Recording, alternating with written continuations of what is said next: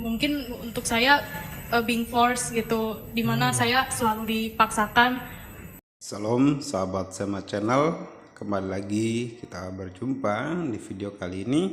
Video kali ini kita akan menyaksikan sebuah kesaksian murtadin, di mana dia boleh mendapat jemahan Injil Kristus dan dia memilih untuk pindah dari keyakinan lamanya dan menjadi murid Kristus. Nah, dari kesaksiannya saya mendengar bahwa waktu dia masih di keyakinan lamanya, dia dipaksa untuk memakai atribut-atribut keyakinan lamanya. Tapi bagi saya, kalau saya tahu teman-teman di seberang itu suatu keharusan dalam keagamaan, tapi dia merasa itu paksaan. Tapi itulah kesaksian, dan puji Tuhan dia juga sudah dapat dilawat oleh Injil Kristus. Baik sahabat Sema Channel, ini adalah kesaksian yang menarik, ditambah lagi mereka bisa diskusi dengan boleh saya duga ini adalah seorang yang pemilik pesantren. Nah, sempat terlontar kata itu dari mulut penanya gitu. Jadi dia adalah pemilik pesantren. Nah, diskusinya sangat dingin, diskusinya sangat bagus lah. Bagi saya ini bagus. Kita harus menjaga kedamaian seperti ini supaya jangan saling menjatuhkan satu dengan yang lain. Dan saya bersyukur saya pernah mendengarkan ceramah Pak Ustadz Buya. Itu dia mengatakan kalau mau murtad ya silahkan murtad, kalau mau mualaf ya silahkan, jangan takut, itu adalah pilihan hidup. Tapi satu, untuk murtad itu adalah panggilan Injil kepada setiap orang. Dan saya bersyukur kesaksian murtadin cantik ini dapat memberikan kita sukacita baru, ada jiwa yang baru dapat dimenangkan. Nah, semoga dia juga diberikan kekuatan terus dan menjadi saksi bagi Kristus. Terima kasih sahabat Sema Channel, selamat menyaksikan cuplikan video kali ini. Shalom. Dulu sekolahnya di mana? Dulu Gak usah nama sekolahnya, tapi misalkan sekolah dasar, sekolah apa begitu. saya waktu SD memang sekolah di sekolah yang beragama. SD, SMP, SMA? Waktu sekolah yang beragama itu di SD dan juga SMP, tapi untuk SMP hanya setahun sekali karena saya mendapatkan perundungan. Oh, dapat bulian ya? Betul. Dapat dibully gitu ya sebagainya? Iya. Padahal di sekolah yang beragama begitu ya? Betul bang. Oh, sekolah Islam terpadu ya kalau nggak salah ya? Iya. Oh, oke. Tapi nggak ada sakit hati kan? Kecewa kan? Karena kejadian sudah lama sih, mungkin tidak ada kecewa gitu. Nah, yang bikin penasaran tuh kenapa teman-teman membuli Meisha? Saya awalnya tidak mengerti kenapa saya dibully, tapi yang saya ingat karena saya lumayan berbeda dari teman-teman Nah, saya. berbedanya itu apa ya? Karena- Alasan mereka membuli Meisha? Karena kalau di mata pelajaran bahasa Inggris, saya yang lebih bisa menguasai. Oh, sirik gitu mah namanya, sirik. Wah, ada orang lebih pinter nih, siswa ini nih gitu ya. Oh gitu, karena kamu lebih menguasai mata pelajaran tertentu begitu ya? Iya. Oh, bukan karena keyakinan atau karena apa, enggak? Lebih kepada mata pelajaran? Selain itu sih, karena saya kalau bernyanyi lebih suka lagu yang berbahasa Inggris gitu. Oh, ya emang sih jujur ya dulu ya, kita kalau yang nyanyi lagu-lagu berbahasa Inggris lah, berbahasa apa begitu, memang agak gimana gitu. Kamu kalau di pesantren saya waktu itu langsung saya jitak, nggak boleh ya, karena bahasa Arab adalah bahasa surga. Kamu harus pakai bahasa Arab, ya. Iya bang. Kalau sekarang kamu mau nyanyi pakai bahasa Arab, pakai Cina, pakai apa boleh ya? Bebas ya. Bisa bang. Nah, jadi kalau di sekolah yang notabene menerapkan syariat, ya memang nggak boleh pakai bahasa lain. Jadi saya bukan bela yang bully ya. Nggak. Pada masa itu ketika saya masih Muslim juga sama, akan berperilaku sama kayak kamu. Tapi kamu nggak ada kekecewaan gitu, nggak ada kan? Tidak bang. Cuman keluar aja dari sekolah gitu ya? Iya. Oh, bagus juga ya. Nggak ada perlawanan tapi ngambil posisi untuk keluar dari sekolah. Iya bang. Nah, ini nih yang ditunggu-tunggu sama rekan-rekan di sini. Ya. Kok bisa kamu terima Tuhan gitu ya? Bertobat begitu. Gimana ceritanya? Kalau dari cerita pribadi saya yang di masa kecil, memang saya sudah ingin meninggalkan ajaran saya yang lama, namun saya belum berpikir untuk Kristen waktu itu. Yang penting saya ninggalin dulu. Yang penting ninggalin dulu. Iya, karena banyak ajaran yang saya dapat dari apa yang sangat mungkin untuk saya being forced gitu, dimana saya selalu dipaksakan untuk menggunakan atribut tertentu gitu. Padahal bagi saya untuk menggunakan itu adalah hak masing-masing, itu tidak bisa dipaksa. Tetapi keluarga dari oma saya selalu memaksakan saya untuk memakai atribut tersebut gitu. Nah, makanya di situ, dari situ saya sudah mulai berpikir bahwa aku harus meninggalkan ini. Jadi yang saya tangkap mungkin karena kamu merasa selalu terpaksa melakukan segala sesuatu di agama itu ya? Betul. Oh gitu. Bukan hanya atribut atau memang hanya atribut aja? Ada lagi sih. Seperti dimana saya selalu diberitakan dengan hal-hal yang berbau. Kalau di kitab Boleh, sebut aja. Kita dulu bilangnya hal goib. Saya dulu sering ditakut-takutin dengan kalau maaf kalau saya bilang kita kita hidup itu berdampingan sama mereka yang kita nggak bisa lihat gitu. Ya. Dan saya awalnya sangat takut dan stres juga, tapi karena saya makin didoktrin pada saat itu, dan akhirnya mau nggak mau percaya, dan akhirnya ya saya bisa menampak mereka yang sering diceritakan. Oh, gitu. kamu bisa melihat mereka ya? Betul. Bisa melihat mereka ya? Sering Iya. atau jarang-jarang? Nggak terlalu sering juga sih Bang. Tapi sekarang udah nggak? Selama saya ikut Tuhan Yesus sudah tidak pernah ada lagi. Haleluya. Ya. Oke. Nah, jadi merasa terpaksa, merasa kamu takut dan lain sebagainya. Terus ada pencarian. Waktu itu saya belum ada pencarian sih. Belum Bang. ada. Belum.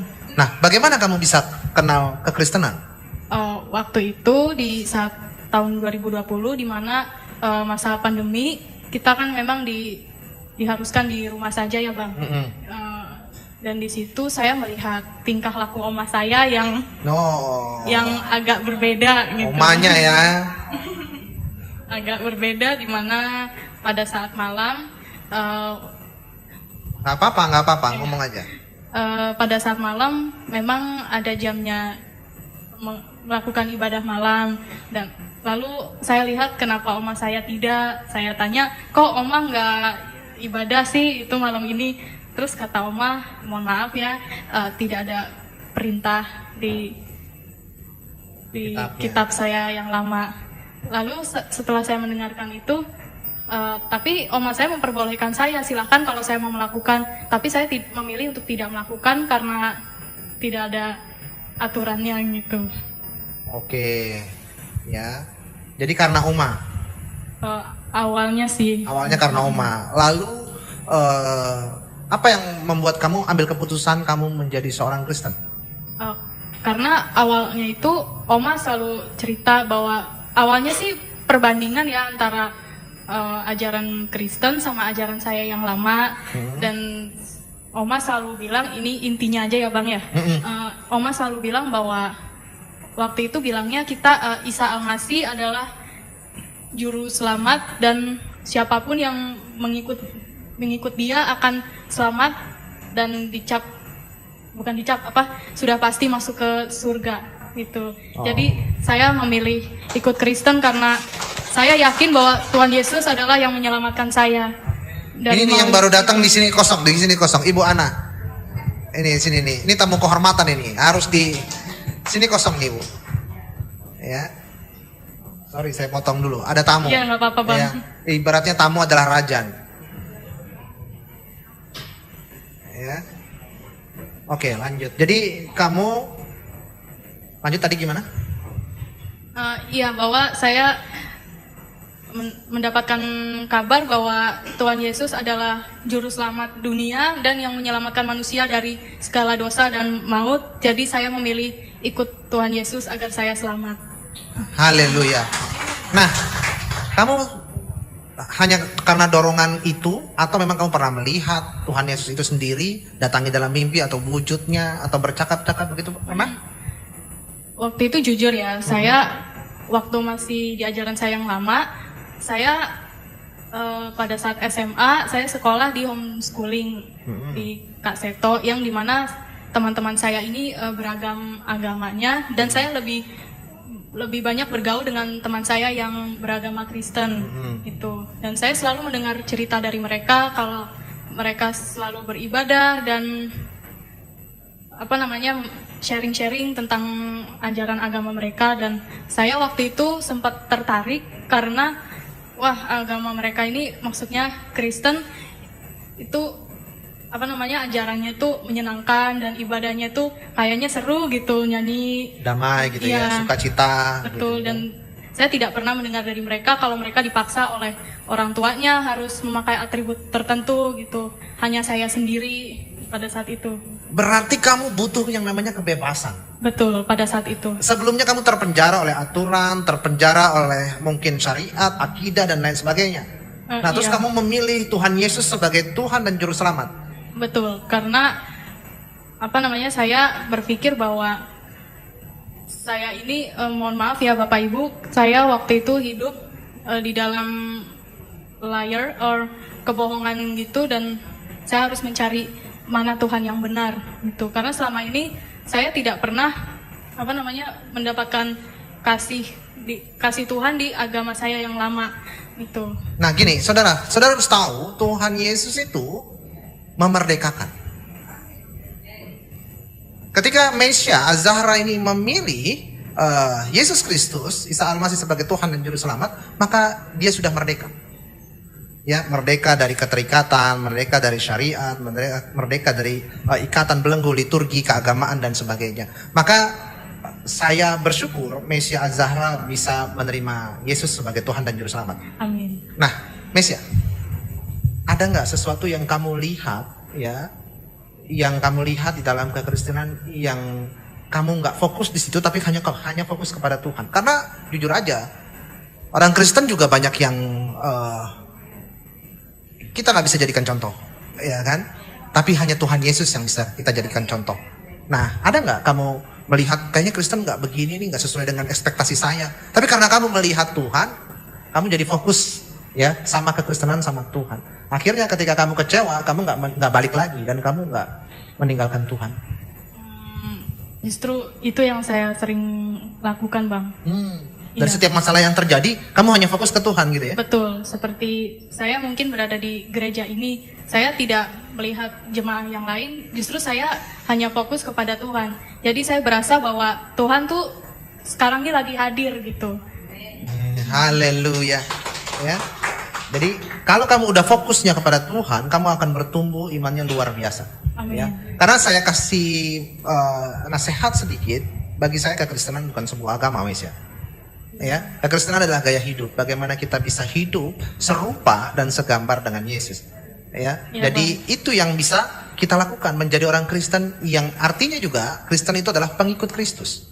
Ya, tapi kenapa Bang di KTP ada agama? Ya memang hanya Indonesia doang yang di KTP-nya ada agama. Jadi ditulislah Kristen, pengikut Kristus. Di negara lain sih nggak ada. Ya, kata religion itu nggak ada.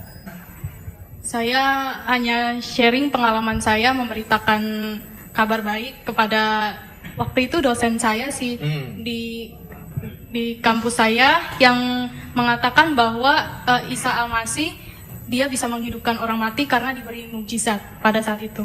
Lalu saya tegaskan lagi kepada dosen saya bahwa Isa Al-Masih itu bisa menghidupkan orang mati bukan karena dia diberi mukjizat, tetapi dia sendiri adalah Tuhan yang berinkarnasi menjadi manusia.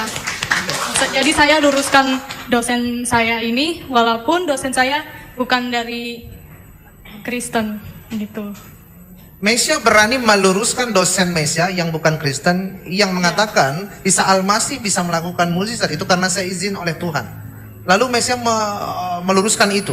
Iya, Bang. Bagaimana perasaan dosen itu dan mimik wajah dosen itu ketika Mesia mengatakan itu? Marah atau enggak? Tidak, justru dosen saya sedikit kaget. Oh, ada yang berani gitu ya? Iya. Wah, luar biasa. Baru bertobat sudah berani. Ya, good, pertahankan ya. Jadi kalau misalkan ada sesuatu yang salah ya, diluruskan. Ya, Sekalipun itu adalah apa yang dinyatakan dia menurut keyakinan dia, tapi karena ini kita imannya berbeda, kita sampaikan bahwasanya itu salah. Di iman saya dia adalah Tuhan. Iya, Ya, Bang. luar biasa ya. Iya, Bang. Mantap, tos dulu. Haleluya. Lalu saya mempunyai niat. Hah? Akhirnya saya bilang sama dosen saya ini, Bapak, kalau nanti Bapak ingin tahu Tuhan saya, nanti setelah kelas ini saya akan terangi lebih jelas lagi.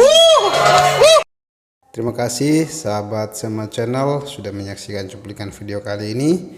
Semoga cuplikan video kesaksian Murtadin cantik ini dapat memberkati kita dan terus semangat untuk murtadin baru atau kita yang sebagai orang Kristen yang sudah lama. Ayo terus kita memberitakan, memproklamasikan Injil Kristus kepada dunia.